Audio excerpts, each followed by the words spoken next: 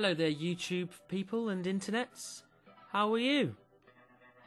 Good, I'm good too. Right, now, down to business. This video is about Titan weapons. Okay, there's 6 of them.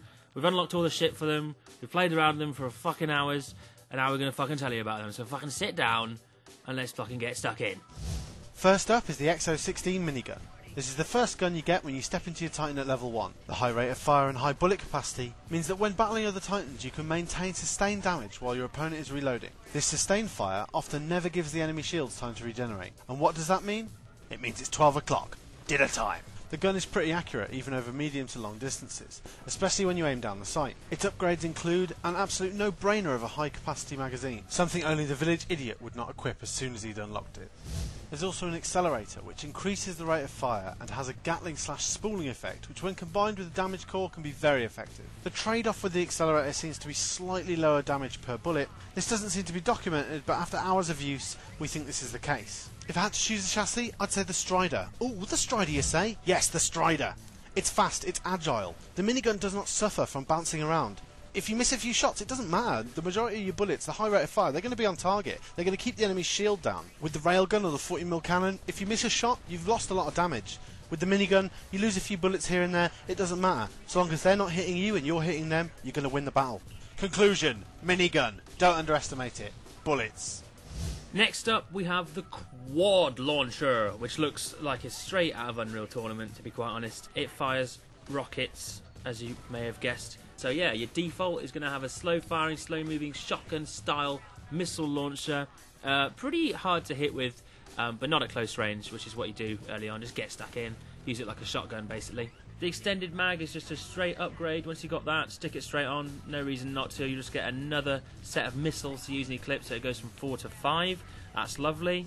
Once you've killed enough Titans with it, you'll unlock the rapid fire mode. Now, this is the Missile Master Pro No Scope Extreme, as I like to call it. You will start firing your missiles faster than you can say missile whistle, which is pretty fucking fast, to be honest.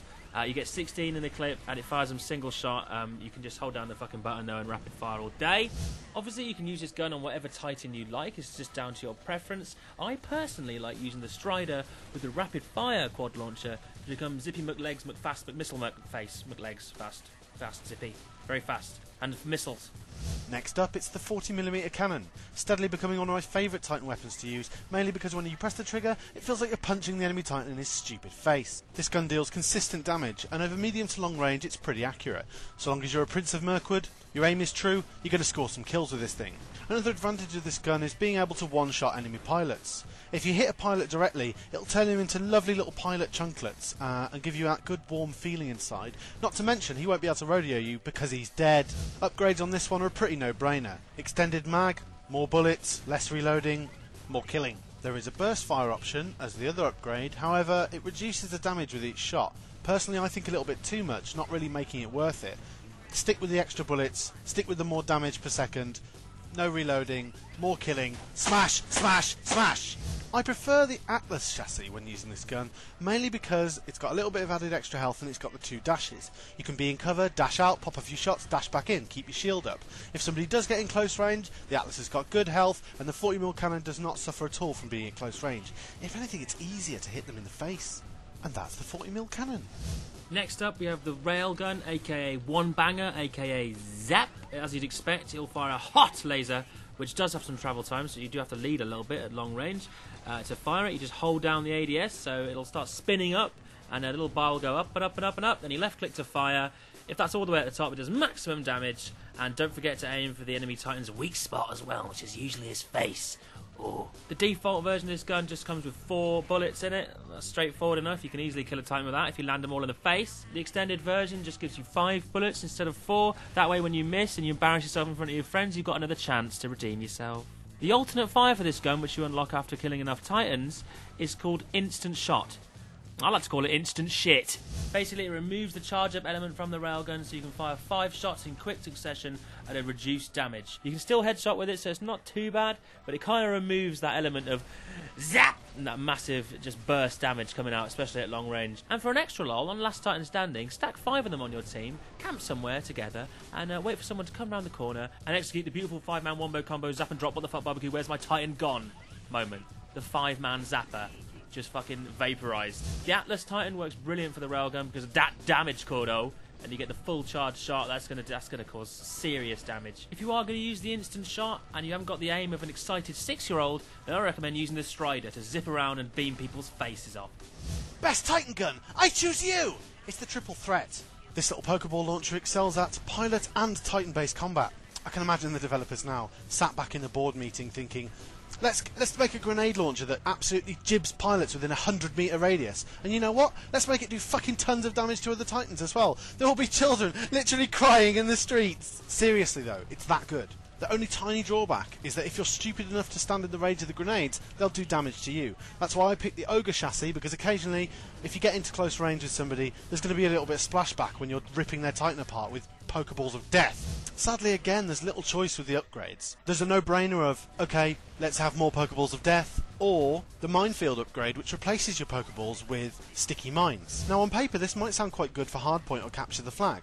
You could load up a flag with mines and wait for somebody unsuspectingly to come and run over them. But unfortunately the mines detonate after 10 or 12 seconds, making this really not that viable an option. They do however stick to enemy Titans and will deal a ton of damage, so if you're confident in your aim then maybe they are for you. My recommendation? Stick with the Pokeballs of death. One last thing to mention with this gun. The ADS will turn the barrel sideways. It will fire the grenades in a vertical fashion, meaning you can get them into narrow corridors. I really do think the triple threat is the best gun. If the battle's not going your way and you need to turn the tide, equip the triple threat. Get your Titan out. The rest of your team will be praising you like a god by the end of the round. And last and certainly least of the guns is the disappointing child, the arc cannon.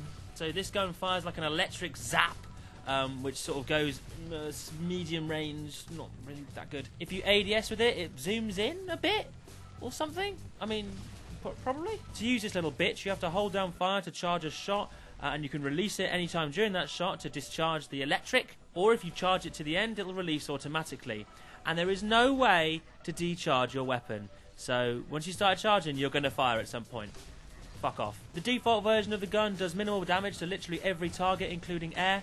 It does, however, cause a distortion effect similar to the EMP or arc grenades, so I suppose that's some bonus. The alternate fire mode you can unlock for this gun, which you'll get after killing 20 Titans, good luck, is called the capacitor.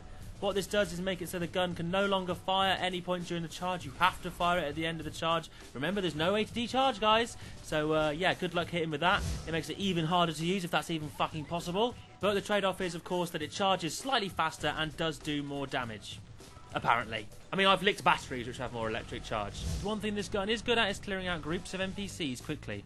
Just like every other fucking gun. If you are going to use this electric piece of crud, I would probably use the Atlas, because you're going to need the damage core, trust me. Don't use it on the Strider, you won't hit shit, don't bother.